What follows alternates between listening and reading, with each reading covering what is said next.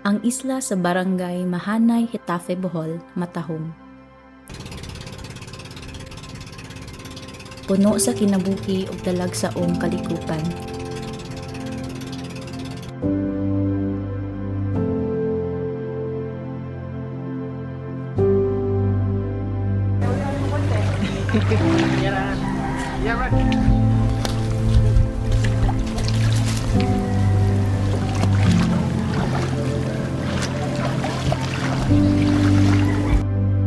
Apan, unsaon na lang kung mapuno kini sa basura. Kini ang realidad nga ginaatubang karon. Ang basura labi na ang plastik naghatag og kadaot sa kinaiyahan.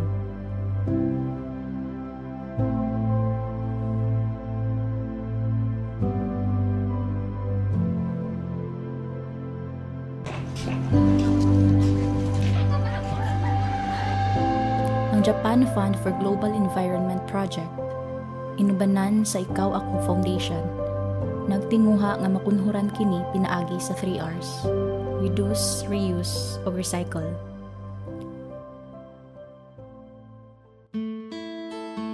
Sulod sa tulo ka tuig, ipatuman ang konkreto nga mga aksyon aron mapabati ang epekto sa kalihukan. Sa unang tuig, gisugdan ang proyekto pinaagi sa usa ka grand launching. Gipahigayon ang project orientations aron maedukar ang mga residente mahitungod sa solid waste management o sa 3 Rs. Kini nga unang lakang importante aron magkahiusa ang komunidad alang sa pagkabot sa mga tumong niini. Regular nga coastal cleanups ang ipahigayon aron magpabiling limpyo ang baybayon ug malikayan ang pag-abot sa basura sa dagat. Pinaagi sa WACS, Waste Analysis and Characterization Study, makuha ang impormasyon mahitungod sa klase sa basura na kinahanglan. Generator base, maune ang wax nga himuon nato base sa mga basura gikan sa balay.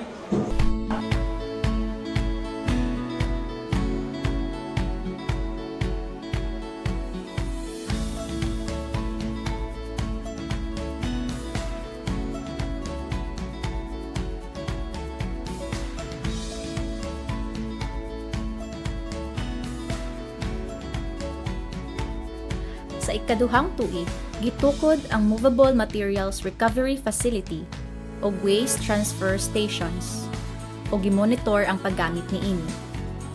Usa ka lakang mao ang pagpalambo sa composting o waste segregation sa matag panimalay.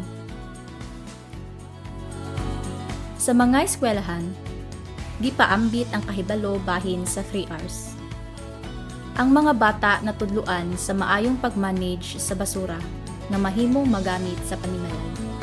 Ang edukasyon dili lamang para sa mga bata, kundi para sa tanang miyembro sa komunidad. Sa ikatulo o katapusang tuig, ang focus gibutang sa pagmonitor o pagpalig-on sa mga naimplementa nga sistema. Ang MRF o Waste Transfer Stations nagpadayon sa operasyon ug ang mga panimalay nagapadayon sa pag-compost o segregate sa basura.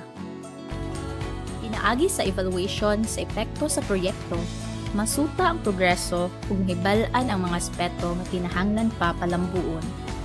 Ang kalikupan dili lang alang sa kasamtangan, kundi alang usab sa umaabot nga henerasyon. Ang kalampusan sa proyekto nagdepende sa suporta o partisipasyon sa tanan. Ang matag usa adunay papel na buhaton aron makab-ot ang dako nga kausaban ug mao kini ang resulta sa proyekto.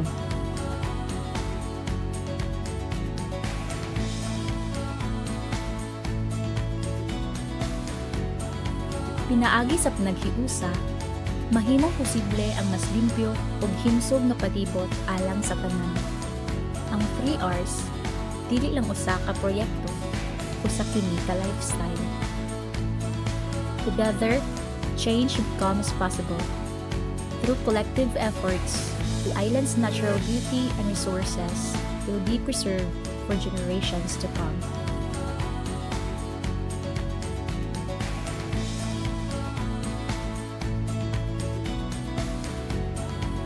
Daghang salamat kita Foundation, GMGA